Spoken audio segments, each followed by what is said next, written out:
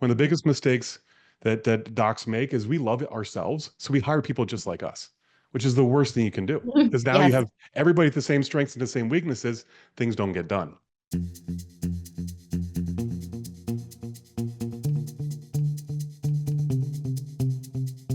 Hello, and welcome to Build Your Remarkable Practice podcast. This podcast is dedicated to chiropractors who are in the seasons of launching and building their practice. Join myself, Dr. Lona, and my co-host, Dr. Bobby, as we have conversations each week as it relates to building the practice of your dreams. And remember, you can have a remarkable practice as part of a remarkable life, not instead of one. We're here to lead you on the way. All right, guys, welcome back on the Build Your Remarkable Practice podcast. And we have a treat today. We have the famous, the tall, dark, and handsome Dr. Eric DiMartino with us. I was joking with him before we got on the call that someone was explaining who's the tall chiropractor at TRP and, said some of his story. I said, oh, you're talking about Dr. Eric. So anyways, we have him joining us today, and he's going to be sharing some gems on, costly mistakes that many chiropractors make in the season of build. And I know he's going to be sharing some of those mistakes he made as well. So welcome, Dr. Eric. We're so glad to have you, and jump right in. Tell us a little bit about who you are and your story. Yeah, so thank you first for having me. It's always an honor to talk to our remarkable tribe. So I've been in practice 22 years. I graduated from Palmer in 2002. Actually, met my wife at Palmer. She's a chiropractor as well. And I'm originally from Pennsylvania. She's from Michigan. She won. We ended up back in Michigan. And so we moved back in Michigan in 2002, worked as associates for a year each, which was super valuable. I highly recommend docs. Even if you know you're an entrepreneur, you definitely work for another doc because you learn a lot of great skill sets that you don't learn in chiropractic school, and you learn what you want to do, and you also learn what you don't want to do. And so it's a very valuable learning experience. I recommend everybody do. And so we knew that we wanted to be business owners. So we spent a year working as associates, and then we ended up finding a place to open our practice, did the build out, did the whole thing. And we were very fortunate that we had a lot of great mentors, and we did a lot of research. We didn't just open on a whim. We had, I think we had 45 new patients the first couple of weeks that we were open because we had prepped ahead of time. And so we were lucky that we had a jumpstart practice. We got busy pretty quick. We were at about 100 a week by the end of the first month, and it was awesome. It was just me and my wife, and we ended up hiring somebody like 2 weeks in because it got kind of busy. And so we did that for about 2 years and grew really well. And then my wife got pregnant, and she actually was adjusting on a Friday, gave birth at home on a Sunday. And she told me, Eric, I'll be back in 2 weeks. That was 19 years ago, and she still has not come back. So she fell in love with being a mom, and we have three amazing kids right now. And so, and so she's taken the mom role and done an amazing job with it. And so it was just me then. And, for gosh, about a decade, I was the typical owner operator that I'm sure our listeners hear about a lot about. That, I had what most people call a great practice. I was seeing about 300 patients a week by myself. I had 2 CAs, did that for like a decade, and made good money. And I thought that I was a success. Everybody said, "Oh, you're so successful," and it was a bit of an ego trip, and felt good, right? But then after about that decade, I started to realize that if I don't show up, like nothing happens. Like I am the business. I am. And my kids started to grow up, and they started having sporting events, and I missed them. I couldn't go to their dance recitals because I was tied to the practice. And I knew there had to be a better way. But it was challenging for me because I never had a mindset that every chiropractor I knew, that's what they did. They owned their own practice. They were their own doc, and that's what they did. And so I just thought that's just the price to pay to be a chiropractor and do this amazing thing that we love called chiropractic. And, I learned pretty quickly that there was other options for that. What I You learned. said something there, Eric, I want to like click on, which is it's like waking up and realizing, kind of like I have a house of cards if I didn't show up on Monday, right? And I think most of us associated with TRP have that epiphany somewhere along the lines of like, wait a second here, what happens if I don't show up here? Yeah, it's scary. Like, luckily, my health, knock on wood, was always great. I didn't ever broke an arm. I never did any of those things that literally would have shut down my practice. Right. And so fortunately, we talk about durability in TRP. I definitely had no durability whatsoever. And so it was always interesting to me too, looking back on it, was that, I would I used to grow up in the world of DE, dynamic essentials. We went to Life Force, I'm a big, love the chiropractic philosophy, the vitalistic philosophy, and always went to those different types of events. And I'd be talking to docs there, and they were all like, man, I just love being with my patients, but I hate the business. I hate dealing with the marketing and the paperwork and the hiring and the firing. And I always thought I was kind of a weirdo because that's the stuff that I loved. Like I Yeah. remember literally being with patients. I love my patients, but I remember adjusting patients and thinking, I can't wait to get back to my business office and work on the next marketing plan or the next project or whatever it was. And I hear I'm talking to docs, they're like the exact opposite. They're like, I'm Mhm. in my business office. I can't wait to get out and start adjusting people. And I just thought it was kind of a weirdo. And I would never admit it because, that's like you're a heretic if you say those things. But then I had Especially a a DE. Oh, Right. 100%, 100%. And again, I love chiropractic, I love my Right. patients. I love the business side more. And I remember it was about 2011. I was introduced to something called StrengthsFinder, and it's a personal assessment. My good friend, Dr. Mark Mao, and many of the TRP community know him. He introduced me to this and said, "You got to take this assessment. It's awesome." So what it basically is, it tells you your strengths and weaknesses. Basically, there's 34 talents that we all have, and it ranks it for you from 1 to 34. Right? We all have What's your strengths. first?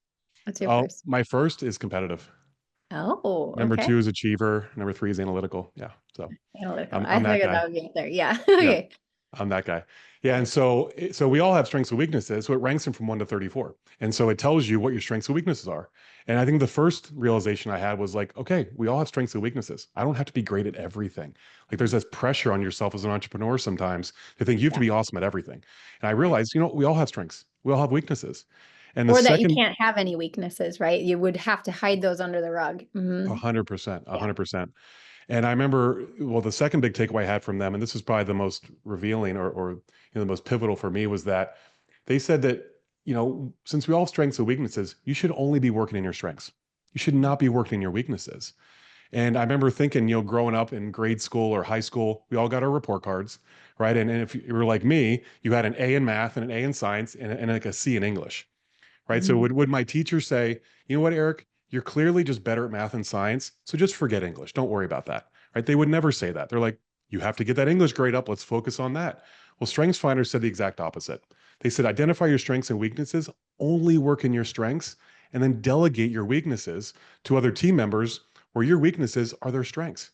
And that was like a light bulb just went on for me at that point.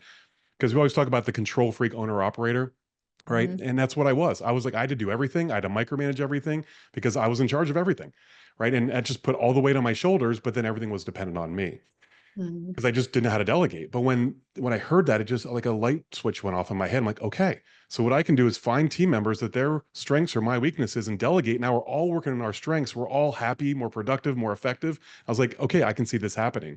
And I literally Mhm. started a journey over several years of just pivoting and finding ideal team members where their strengths are my weaknesses. And so we complement each other. One of the Mhm. biggest mistakes that docs make is we love it ourselves. So we hire people just like us, which is the worst thing you can do. Because now you Yes. have everybody with the same strengths and the same weaknesses, things don't get done. So in Mhm. Rockwell practice, we always say, you don't have to be awesome at everything, but you have to build a team that is awesome at everything. And that really is what I started that journey in doing. And so I went from being me, the solo doc, everything on my back, over about a 5-year period, I pivoted to, I built an associate driven practice. And what that Strength Finders taught me, like I share with you, competitive, analytical, achiever, I had all the attributes of an entrepreneur, right? All the attributes that make a great doctor, like a great caregiver, I was pretty low on. And so that's why I was like, okay, I love chiropractic. I care about my patients, but I just don't want to be adjusting them all day. I'd rather be running the business. And so what I did is I started targeting associate docs who are the opposite of me. They're the ones Mhm. who are like, I just want to adjust people all day long. I don't want to hire and fire people. I don't want to deal with payroll or taxes or projects or marketing. I don't want to do any of that. I just want to show up and be a great doctor. And so what Mhm. we've done is I built an associate driven practice where over the last 8 years, I now have 2 practices. I have 6 associate doctors. I'm the CEO of the business, both businesses, and it's freed me up to be as a coach at TRP. I've been a coach with TRP for a little over 3 years now, and I love it. So I split my time being a CEO of my businesses, helping reach way more people in my community than I ever could have done by myself. And then I get to mentor docs, which is one of my favorite things to do. And you just made that sound really easy, but I know that there's many Oh, highs and lows in that process. One of the things I would like to directly ask you is like with StrengthsFinder, how often, like first of all, how soon do you take that with someone? Is it right away when you think that you've got the right person for a right role? And how often are you kind of coming back to those things with your team? Yeah. So what I really like to do for an assessment for my team members is the what's called the ProScan or PDP. Many of our TRP people might know. We did StrengthsFinders as a group several years ago. I have not done it on my newer people because the Mhm. PDP or the ProScan really tells me everything I need to know about what their strengths and weaknesses are. But I mean, certainly you could do disc analysis. There's lots of different assessments out there. The ProScan is kind of my go-to at this Yep. point. But I specifically know exactly, and in TRP, we've built out avatars of what an Mhm. ideal check-in CA looks like, checkout CA, tech CA, business builder DC, caregiver DC. And so we know by those pro scans exactly what their type is, right? What their attributes are. And so we purposely put people in that zone of genius because we know they're going to excel.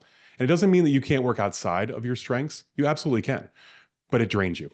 Right? When you're Mhm. working in your strengths, you get energized. When you're working Mhm. outside of your strengths, it drains you. And you can do it, but you're exhausted at the end of the day. And that's really how I felt when I was seeing 100 plus patients a day by myself. I was wiped. I was only in my 20s and I was exhausted at the end of the day because I was Right. doing something that wasn't in my zone of genius. Mhm.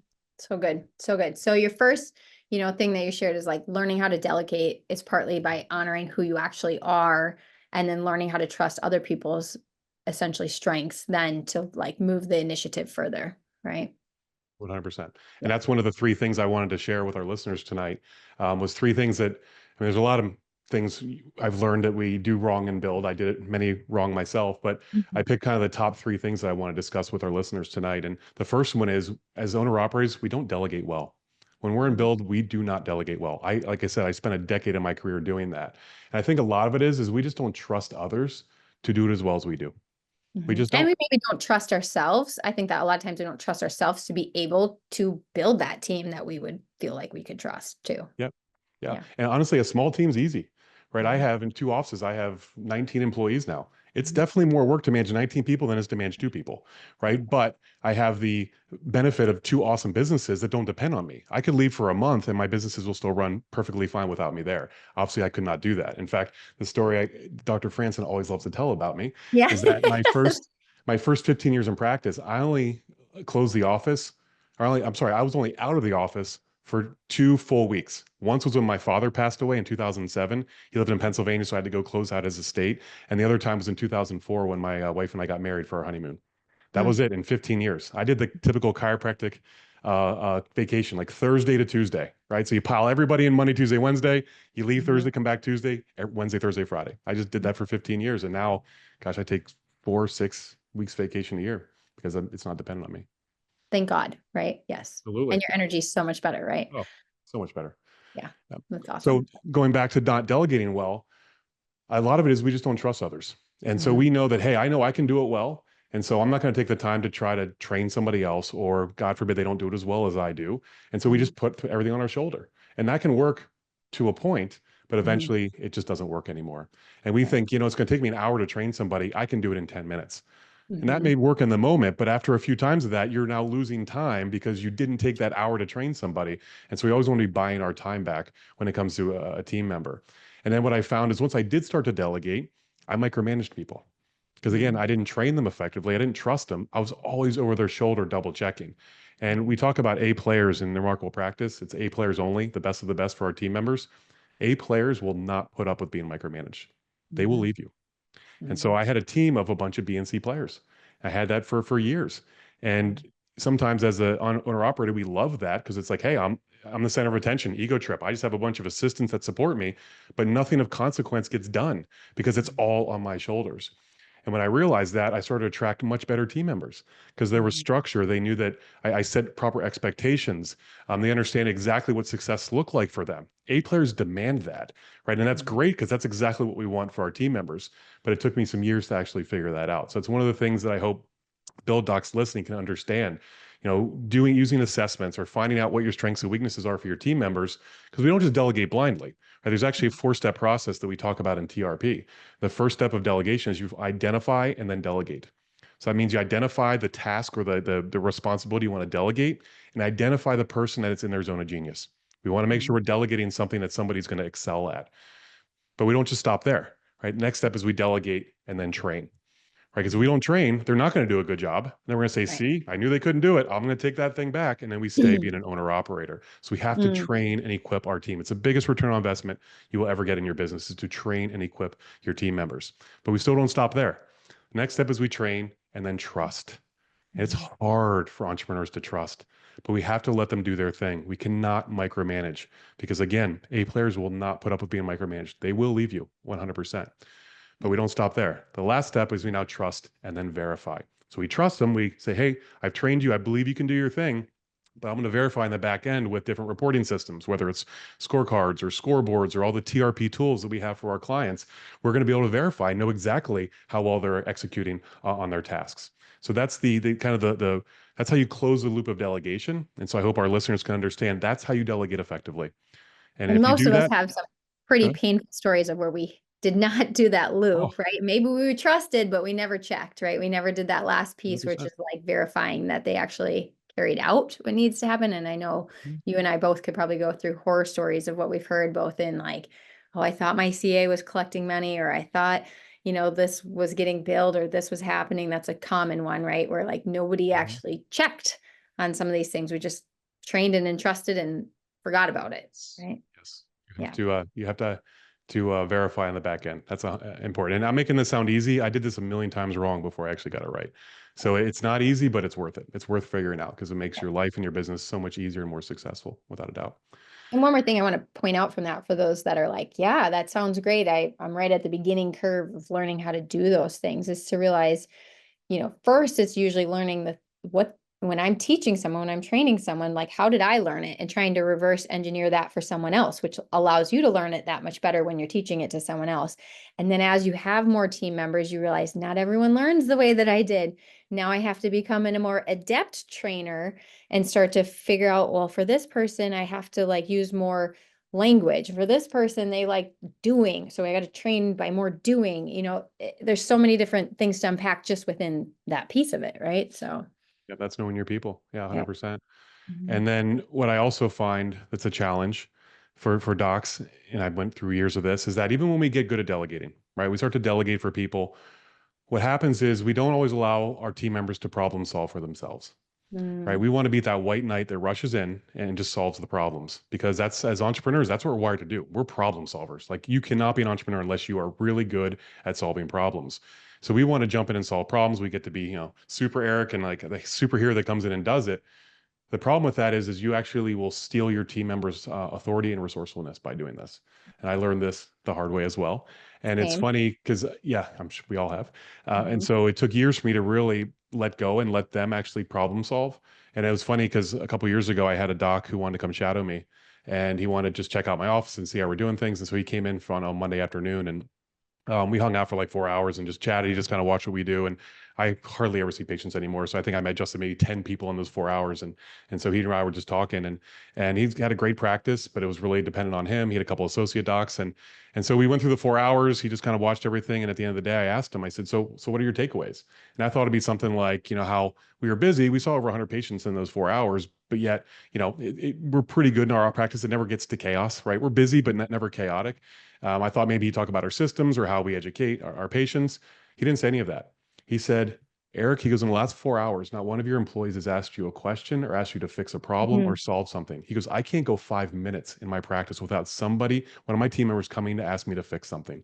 And Mhm. I never had that awareness, but I was like, oh, I was consciously over years of training my team members to problem solve for themselves, but also So not good. micromanaging and trusting. And I let my team members know, what, we're all humans. We're going to make mistakes. That's okay. So you don't have to run every little thing by me, right? I trust you to do your job effectively. And if you make a mistake, it's okay, right? We're going to learn from it and get better. And so we And want to you be able to probably equip our team. created clear places where communication about things can happen so that they don't have to worry about when they're going to be able to like get their answers or, touch base with you on something. Yep.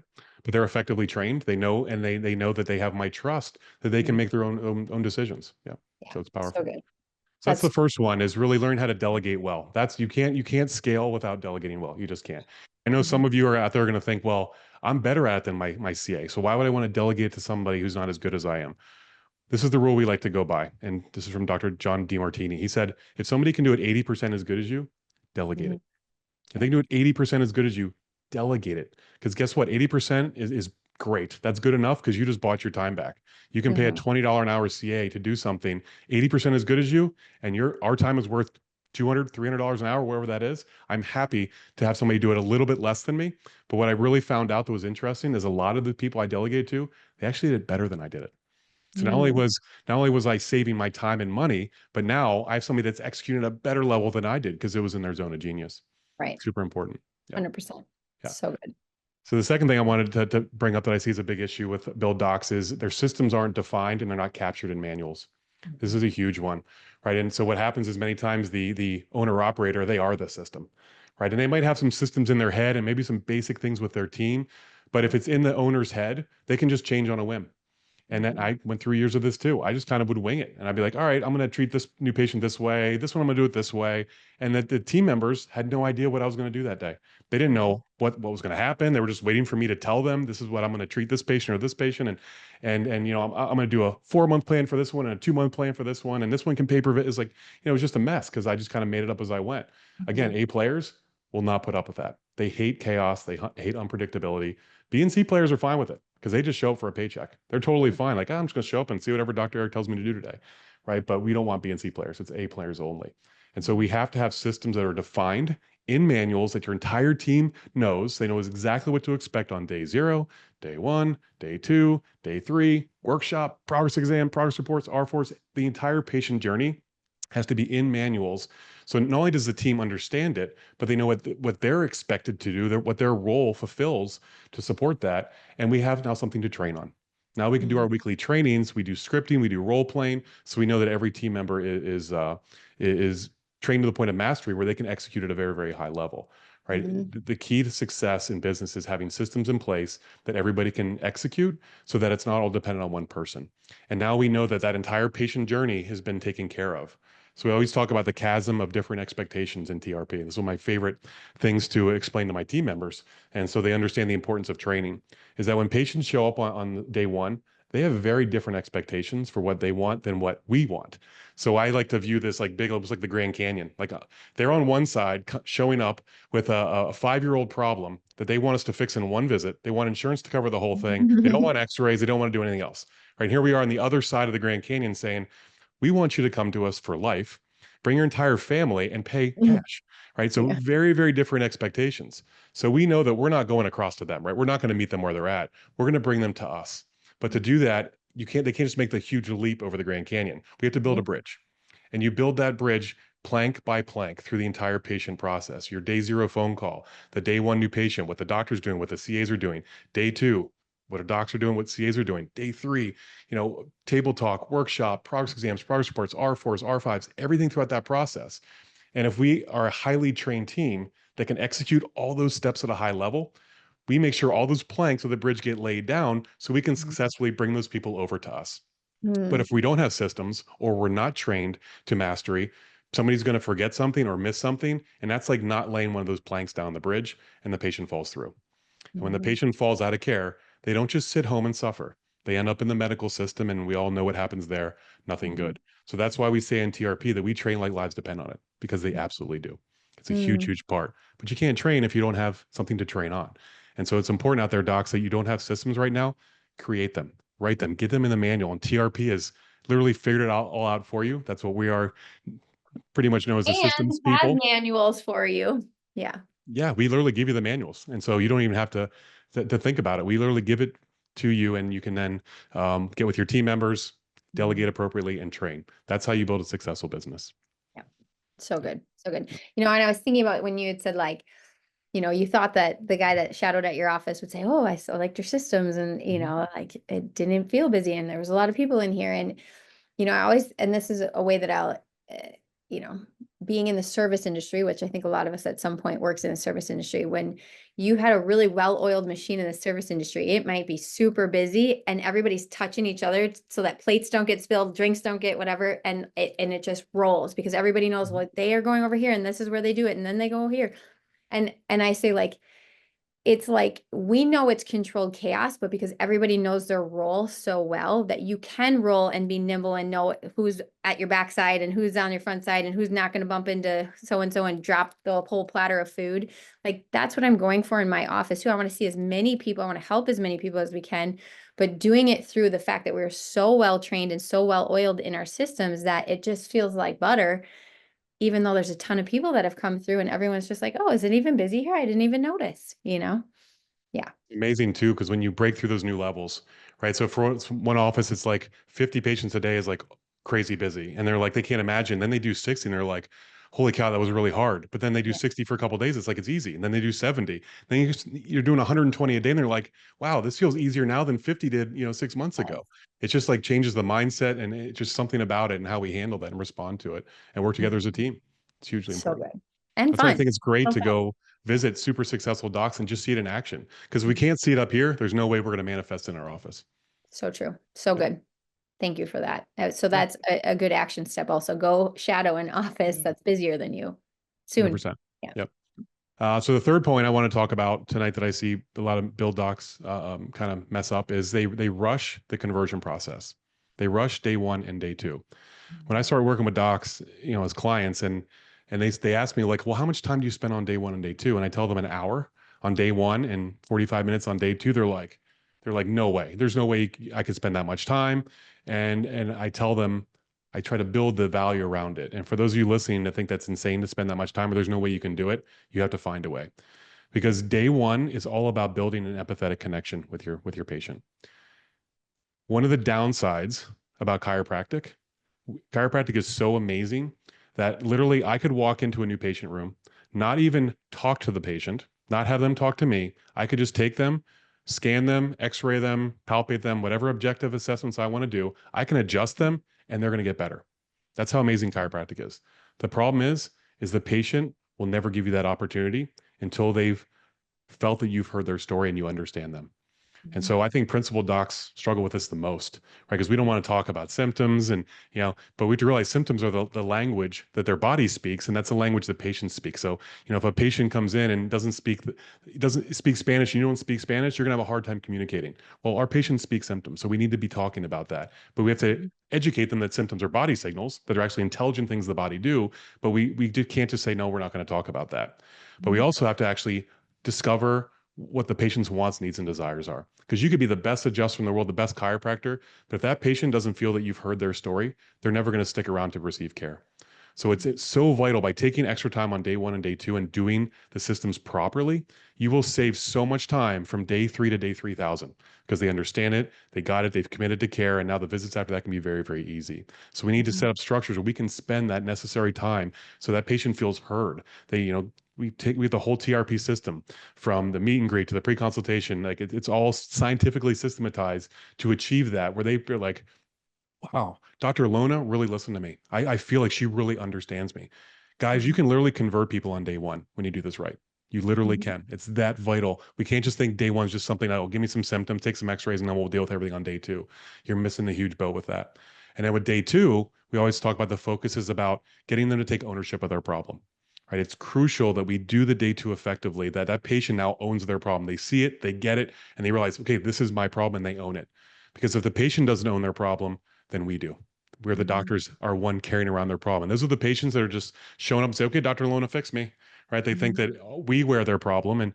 I see docs burn out. They tell me, Doc, I'm so burnt out. And I'm like, okay, what's your patient volume like? We see like 80 patients a week. I'm like, you see 80 patients a week and you're burnt out. They're not physically burnt out, they're mentally burnt out because they're carrying around all their patients' problems with them. They have this huge, just this weight on their shoulders.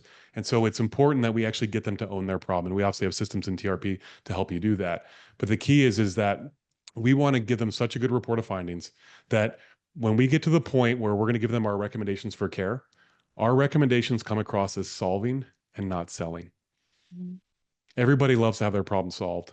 Nobody likes to be sold.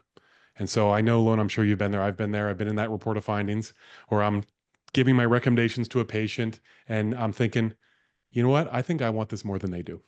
I feel like I'm going to have to sell this person healthcare. And trust me, if you feel that way, the patient feels the exact same way. That's an Mhm. icky feeling. But when you really get empathetic connection, take the time to do that on day one, and you do the proper steps to get them to really take ownership of their problem on day two, your recommendations for care will come across as solving and not selling. That's a very, very different feeling. They're going into their recommendations thinking, okay, Dr. Lona is going to tell me exactly what I need to do to solve this problem versus what is Dr. Lona going to try to sell me here? It's a very, very Mhm. different feeling. And so we always want to shoot for solving and not selling. You do that by doing an effective day one and doing a really, really effective day two. That's so good. And those are very different hats of like your preparation for those 2 days Mhm. too. I think some people maybe find that they excel at one and not the other. Like I'm really good at making that empathetic connection, but I do not do a good job of passing the buck to the patient, which is where then like people fall off, retention's not good, et cetera, right? Mhm. Or they're really great at explaining what needs to be done, but no one felt connected, therefore they can't move the patient, right? So you can kind of think Mhm. about like, yeah, where do I need to do some work here? Mhm. Yeah. And this is where docs, if you can, because if just take the time, it does take time, especially to do a day one. If you can, first of all, schedule effectively. So you have your adjusting times and your new patient times. So you're not restricted on how many new patients you can get. But one of my favorite hires ever was a new patient concierge. Having that person doing 90% of the day one, the consulting, the whole pre-consultation, all, meet and greet, all the things that we go through, and then the doctor can pop in for 5 to 7 minutes and do their examination portion. It frees up so much time because and what I found, like I talked about earlier, delegation, was that when I got a new patient concierge, she was so much better at empathetic connection than I was. Like our day ones were so much better than when I did it. And now I can be adjusting patients. I don't have to spend an hour with a new patient. I'm paying somebody $20 an hour to do all that work. I can be generating way more revenue and helping way more people in the adjustatorium. And now we're both working in our zones of genius. And so, Mhm. docs, I would implore you when you can afford to have that new patient concierge. It's a game changer because it really frees up your time. And if you're like me, they're going to do a way better job at than I did. Mhm. And you and I were having this conversation last week too, of like, as you're, maybe moving into that season of scale, as you're looking for who am I hiring too, like you eventually, just like we know that there's a different DNA to a checkout CA than a check-in CA, like you may have some docs who are wired more innately to do great in that day one, day two, process versus others who are like, I just love adjusting. I love seeing volume. I'm great with retention, but I don't maybe like doing day ones and day twos. And like on a more robust team, there Mhm. is a position for all of those people. Yeah. It's all about identifying. We say that God only makes geniuses, but you have to identify their genius and put them in their zone of genius. And I've made mistakes in the past where I hired somebody, I thought they were definitely an A player. In fact, I remember it's probably about 5 years ago, I hired somebody just interviewed, just amazing. She was just incredible. And I hired for a new patient concierge position. And she just a couple months in was just not good. And I'm like, man, I just totally just did not anticipate this at all. And then I really did some digging and realized that that was not her strength. She was more of a checkout CA. She was a little more of an introvert and very detail oriented and very much the boss of tomorrow compliance type person. So I moved her to checkout CA. She was one of our best employees. She was with me for 4 years. She just left last year because her husband got his job transferred and to go across the state. But she was, I mean, we cried when she left. She was amazing. And I was getting ready to fire her after a couple months. And it wasn't her fault. It was Right. my fault for putting her in the wrong role in the team, right? She was an A player the whole time, but I didn't do my homework and I didn't put her in that right position. And once I did, she just flourished. And so, docs out there, if you're the owner of the business, it's your job to put people in the right roles. That was good. That was really Mhm. good. I think that's an area that many of us are very short-sighted with. Mhm. We like to possibly blame, oh, well, it's this person's not doing their job or they're, poor at this, or I might have to let this person go versus realizing like, Mhm. wait a second, am I being the leader that actually sees the lay of the land here and has provided what needs to happen for this person to actually be in their zone of genius? And maybe they're going to be a great employee if I could just get a little higher vision of like what this role needs, or do I need to pivot them into a different role that exists on the team if that's possible? Yep, Yeah, so absolutely. good. Well, Yep. Eric, you've shared a lot of wisdom with us. Any like parting last thoughts as far as anything for the build docs? Just don't give up. I mean, I know Lona, you and I, we've both been through this. We've been doing this for a while, and I don't want the docs they're listening thinking that, we're just perfect and we're just lucky. It's like we were you guys 15, 20. I was you guys 20 years ago. I had no clue. I just learned through scar tissue and through way too more painful tuition than I should have paid. And then luckily I found TRP about 8, 9 years ago, and it made my life so much better and easier. So I would say, first off, you need to have a coach, right? I'll share a quick story that really impacted me. It was probably about 15 years ago that, had, again, a bit of an ego. I knew that my practice was good, but it was not where it needed to be. But I refused to hire a coach because I said, you know what, I'm a smart guy. I can figure this out. I'm not asking for help, right? It was almost like a sign of weakness if I did that. And I saw an interview with a baseball player named Alex Rodriguez. People know him as A-Rod. It's probably 15 years ago at the time. He was like the best baseball player in the world, MVP, just, biggest contract. And I saw an interview with him and I think it was after he was awarded the MVP that year. And they asked him like, how did he attain this? How did he get to this point? He said, well, I have to thank my strength coach, my hitting coach, my life coach, my blah, blah, blah, blah. He was thanking all these coaches. And I'm thinking, here's the guy, literally the richest baseball player in the world, one of the best athletes on the planet. And he has like 12 coaches. Why don't I have a coach? Right. And so we have to realize that we don't know everything. There's just chiropractic school does not teach you how to run a business. And so Yes. what you have to do is find mentors in your life that can help guide you to whatever you want to be, whatever success looks like to you. You have to find people that have either done it or know how to do it, and they can guide you along that process. I would have saved hundreds of thousands of dollars in mistakes had I gone to a coach earlier. So that's one good Louder in the lesson I learned. back. Yeah. Yeah, 100%. Yep. Yeah. So good. And so right. And anything that we're not working on, we're basically tolerating, and therefore we're going to get what we get. Right. Yep. Absolutely. Yeah. Well, thank you for your time tonight. We loved having you on, and I think we could probably double click on what you had opened up with, like your startup story, which sounds pretty remarkable as well. So maybe we'll have to have you back and have a launch conversation about that too. Love to. Okay. Sounds great. Thank you. Thanks, Thanks Eric. for having me. And anyone that wants to connect with him, obviously reach out to us through the channels in Remarkable Practice, and we'll get you set up with Dr. Eric too if you're interested in coaching with him or just touching base. I know he is definitely a resource for everyone. Yeah. Thank you. Thanks for listening to this episode of Build Your Remarkable Practice podcast. Remember, what the world needs now is chiropractic, and what chiropractic needs now is more successful chiropractors. If you like the podcast, please subscribe, share with your friends, and leave us a review. And if you'd like to connect with us personally, please click the links in the show notes to schedule a call.